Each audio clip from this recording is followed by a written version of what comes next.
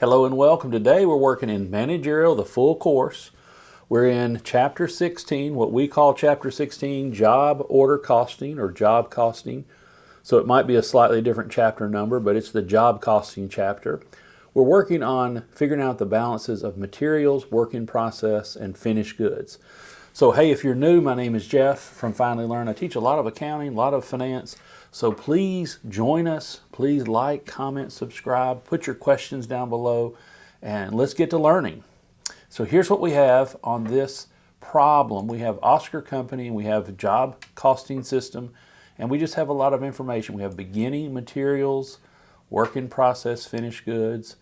We're going to calculate the ending balance, and we need other things like what is the cost of goods manufactured, what's our sales, what's our cost of goods sold, what is our predetermined overhead rate? Well, the MOH rate is based on direct labor cost. It's 70%. And then we have things like materials purchased, materials used, direct labors used, and direct labor used, and MOH, the actual costs. So here is what we want to do. We're going to set up T accounts, and we're going to compute the ending balance of materials, work in process, finished goods. So I've set up the T account, so we have materials, and so we have beginning materials or direct materials. I'm assuming here in this problem we have no indirect materials. So beginning materials plus purchases minus ending would give us direct materials used, or if we know direct materials used, we can back in to find our ending. So here's what you do. You need to set up the T accounts, and for work in process, we're going to have beginning work in process plus materials, labor, overhead. We'll have ending, and then cost of goods manufactured comes out of that and goes into finished goods. So just set up a problem. You need to have a format where you're going to solve this problem. I can't just look at it and say, oh, the balance is going to be this or that or whatever. I have to use a template and a format and T accounts. So this is the way you're going to solve things like this. Now, we could do other things. We could back in to find, materials purchased or whatever. So let's just get started with this materials. So our beginning materials, I call it beginning direct materials here, is fine, is 8,200. And then we have purchases of materials, materials purchased, 22,800. All right, so we have the two debits going into materials. Now we either need to know ending or our direct materials used. Now because we're trying to find the ending balance, we know direct materials used is here, this 27,400. And what we'll have is beginning plus purchases minus how much we used, means what we didn't use is going to be our ending direct materials. Now you could use a formula here. It'd be beginning materials plus purchases minus what you used would give you ending direct materials or ending materials. I just think it's easier to do, set up the T account, and you can see spatially what you're missing and what you have. All right, so let's keep on going with work in process. Now, we already know materials used is going to be 27,400. That's a given number from at the top, but it's also what we have coming out of materials into work in process. Now, what's our beginning work in process? Our beginning work in process is way up here, the 7,100. What is our direct labor used? Our direct labor used is 34,500. And then we need to know MOH applied. Well, do we have MOH applied? No, we have MOH actual cost. Remember, this is why we need to use a overhead rate, because we have determined ahead of time, that's what predetermined, right? That's what that means. We're going to use whatever our direct labor cost is, we're going to take 70% of that.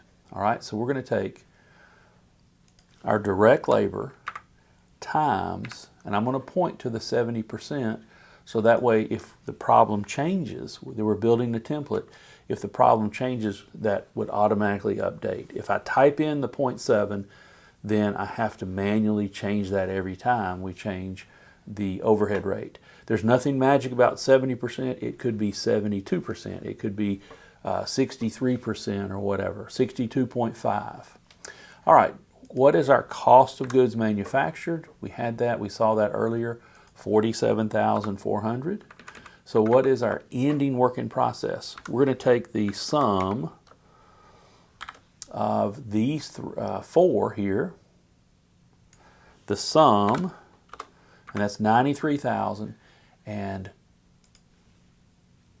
we're going to subtract out the cost of goods manufactured. So what we have is we only used about half of our work in process. We only completed 47,000, and we were working on 45,000 more. We did not finish that 45,000.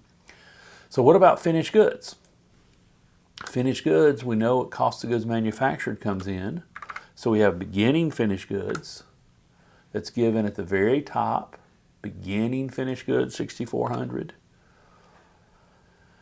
Then we have cost of goods manufactured. We have cost of goods sold. Our cost of goods sold number is 38,900. So what is our ending finished goods? Well, we have our 6,400 plus the 47,400 minus the 38,900. So therefore, our ending finished goods is going to be 14,100. Now, the last thing we need to do is, it says compute over applied or under applied overhead. So here's what we need to do. We need to figure out, well, what was our actual overhead? Well, that's a given number. We saw that earlier. Actual overhead cost. Now, this is things like depreciation, taxes, any indirect material, indirect labor. Lots of things go on in overhead. Well, that can take time. Utilities, we only get a bill once a month. We don't get a utility bill every day. Here's how much we used every day.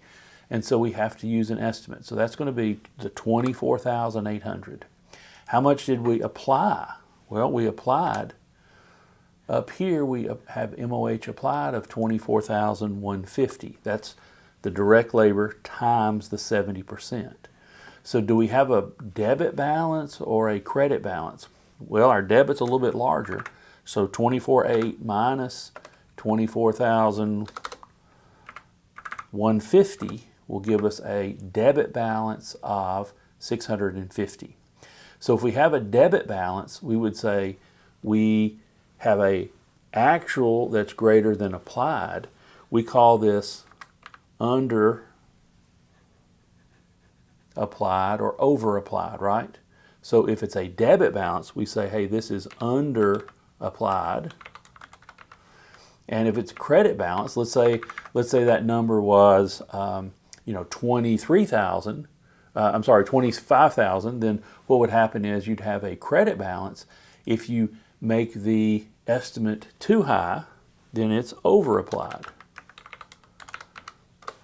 So we have in this problem, overhead is under applied. We just estimated a little too low. We know that's going to happen.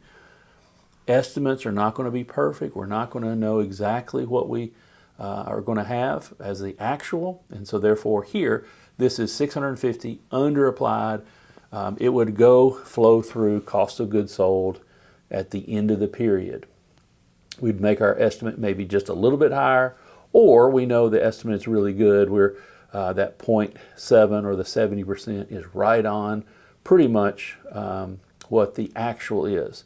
So therefore, here's how you do the ending balance of materials, work in process, finished goods, and figuring out overhead, over applied, under applied. Hey, thanks for watching. We'll see you on the next video.